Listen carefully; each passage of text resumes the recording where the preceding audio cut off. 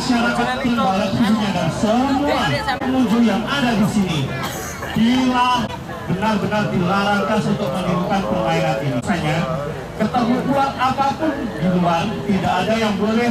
Jadi tidak perlu diragukan lagi, mereka sudah ahli bermain seperti ini. Dia memainkan bukunya untuk apa sih kelemahannya, bagaimana karakternya, dia harus dipermainkan jumlahnya yang suka lari harus di treatment bagaimana biar fokus dalam mengembalikan konsentrasi.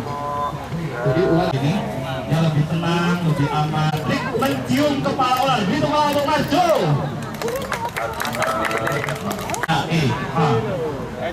Cium. Main sama ini begitu, betul untuk Mbak Dewi.